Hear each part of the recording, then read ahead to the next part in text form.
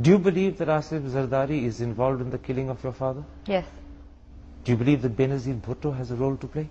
Yes, unfortunately. I'm going to ask you to repeat that. You actually believe that your Bhua, your father's elder sister, is responsible in some way for the murder of her brother?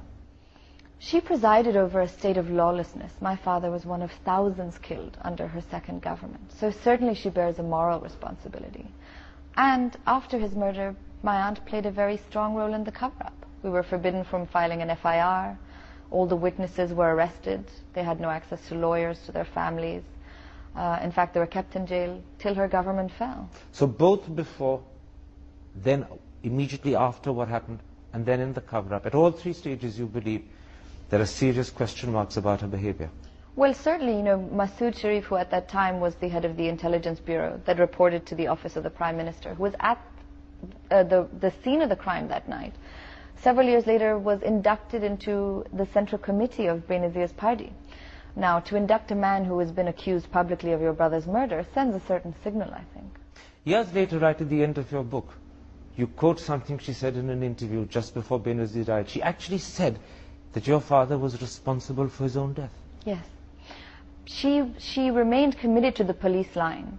And just before her own murder, she tried to insinuate on television that not only did Murtaza have himself killed, that he had a sort of suicidal wish, but that his own guards killed him.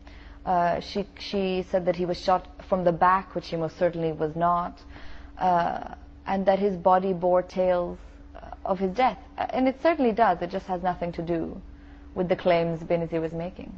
Now, your book also sketches out the growing differences leading to the rift between your father Murtaza and his sister Benazir. And in a sense, although the problems perhaps began earlier, they began to crystallize after the death of General Zia in 1988, when your father wanted to return to Pakistan. Your grandmother, Nusrat Bhutto, was in favor of it, but Benazir was bitterly opposed. Why was she opposed to her brother's return? Well, at that time, 1 year after their brother Shahnawaz's murder in 1986, Benazir had begun to negotiate with the military establishment in Pakistan to take power. And she was preparing, one would assume, to be General Zia's prime minister, who was still alive at the time. And the differences really started then.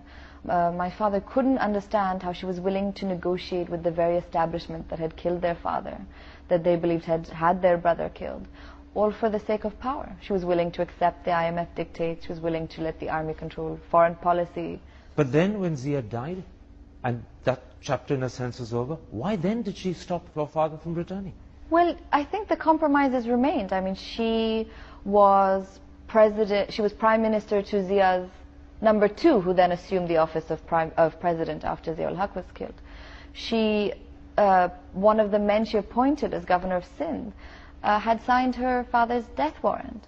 Do you also suspect that she saw your father as a political challenge? She didn't want to share power with him. She wanted to be Bhutto's heir. She didn't want Bhutto's son to come back and enjoy the limelight or power or the legacy with her. Well, certainly, and I think she very much did not want another Bhutto to say, why are these compromises being made on the blood of our father? So neither did she want to share power, nor did she want her brother to question what she was doing. Absolutely.